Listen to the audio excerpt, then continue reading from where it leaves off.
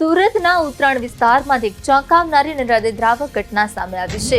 Utran police station નજીક આવેલી એક સોસાયટી બહાર પાર્ક કરેલી કારમાંથી 28 વર્ષીય યુવકની કોહવાયેલી હાલતમાં લાશ મળી આવતા સમગ્ર વિસ્તારમાં હાહાકાર મચી ગયો છે।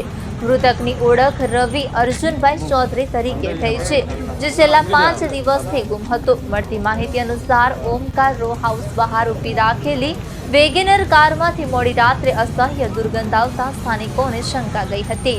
નજીક જઈ તપાસ કરતા કારની અંદર યુવકની લાશ જોવા મળતા તરત જ પોલીસને જાણ કરવામાં આવી હતી।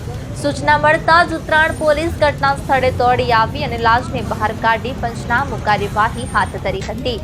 લાશ સંપૂર્ણપણે કોહવાઈ ગયેલી હાલતમાં હોવાથી પ્રાથમિક રીતે અંદાજ લગાવવામાં આવી રહ્યો છે કે મૃત્યુ 2 થી 3 દિવસ પહેલા થયું હોઈ શકે છે। મૃતકના ભાઈએ આ ઘટનાને લઈને ગંભીર શંકા વ્યક્ત કરી છે। હાલ પોલીસ સમગ્ર મામલે વિવિધ દિશામાં તપાસ કરી રહી છે અને પોસ્ટમોર્ટમ રિપોર્ટ બાદ મોતના સાચા કારણો સામે આવશે।